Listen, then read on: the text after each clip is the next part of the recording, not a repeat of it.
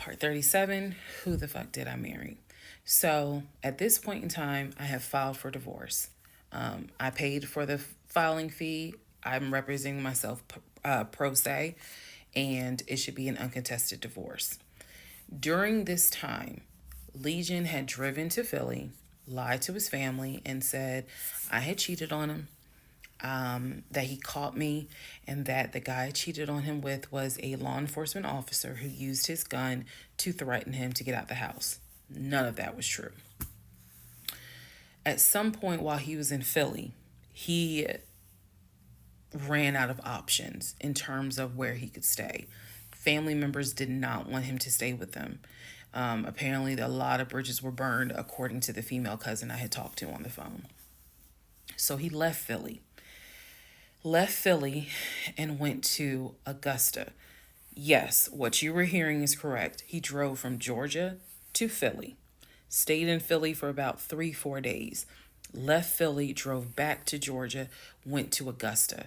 Keep in mind, if you have lost your notes at this point, he was raised in Philly and did high school in Augusta before he went to California. So he has family in Augusta.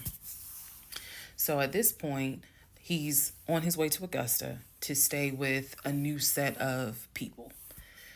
The reason why this is important is because what I have is a divorce settlement agreement.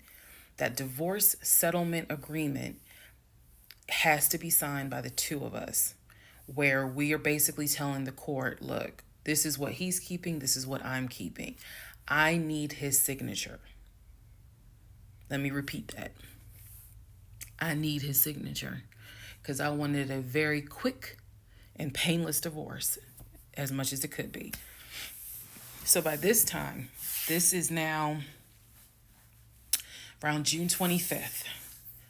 So around June 25th, he's now in Augusta. He had left the house June 17th.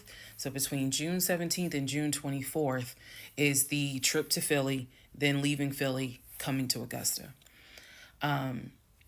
My aunt and my little cousin get in the car with me, and I drive to Augusta with a rag on my head, some sweatpants, and a tank top because it's July, so it's hot. But we ride to Augusta. I had spoken to him.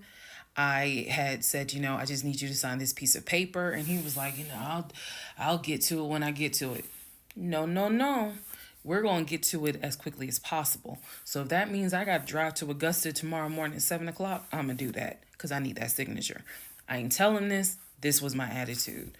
Sure enough, went ahead, drove down there. I met him at the UPS store in Augusta.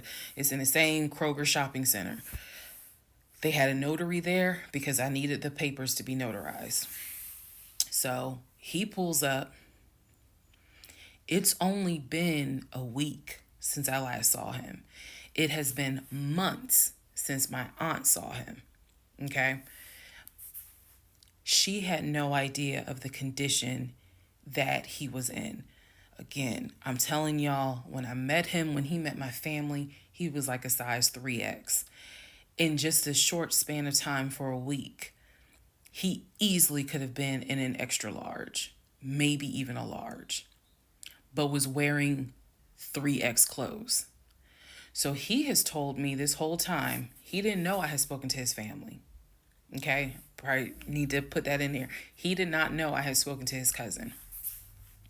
So he was telling me that he had a place to stay. He was staying with some family members, and everything was cool. He told me he was going back to Augusta because he had a job. That's what he told me. The family member, the cousin, told me, oh no, it's not that he had a job. We kicked his ass out because he's still lying. And we don't want anything to do with him. So when I saw him get out the car, I immediately knew, you probably have not washed in 3 days. I'm not overreacting. His nails had not been cut, so his nails were a bit long. He smelled like the Chattahoochee dump on a hot summer Georgia day. He stunk so bad. And for a moment, I did not recognize the man that I was legally married to. I did not recognize him. He almost looked, what's the word? Emaciated. If I may be saying, I may be mispronouncing it, but the way someone looks when they have lost so much weight and it's almost like your skin and bones. He looked, obviously he looked homeless. He smelled homeless. And my heart just kind of broke. It kind of did. I'll be honest, it kind of broke. It did not break enough for me to not get that signature though. So when he walked into the UPS store, you clearly could see that some of the people were like, let me get away from him. Me, I just was like, okay, so I just need you to sign right here, and I just need you to sign right there. Okay, and then a woman named Lauren came over and notarized the papers, and then we were done because he signed the divorce agreement. He didn't even read it. He didn't even read it. Reason why I'm pointing that out is because he didn't read the part where what's left in the house now belongs to me. Where he took technically what he was going to take. Everything else in that home belongs to me. Remember, I told y'all he had left all his Invicta watches. He had left all his WWE championship belts, his Jordans, a lot of his clothes, his Cole Haans. He had left all that stuff. He never even read the divorce agreement. So he signed it. I signed it. Lauren notarized it. We leave the store and I said, have you eaten? And he was like, yeah, I ate. It's just, my knee. So again, he's talking about the knee, but if you saw him, you would know there's way more to it than the knee. So I said to him, look, since you met me here, let me give you some money so you can get you some chicken nuggets. Yeah, that's what I said. You can get you some chicken nuggets. So I believe I gave him like $5 or $6. Go get you some chicken. I think I Zelled it to him, actually. Just go get you some food. Then because where he parked was not far. It was like, okay, I'm parked here. He's parked in front of me in the other row. So there's that aisle that you can drive down. So I walked him to the car. And I saw the condition of the inside of the car. And that's when I knew he's been living in his car. He's been living in his car. So clearly, I no longer had a question of, so where's this offshore account? Where's the U.S. bank savings account? Where's the checking account? Didn't have that question anymore. Because if you had money, you wouldn't be living in your car. You would not be in the same clothes that you were in when you left my house on June 17th. And this is now June 25th.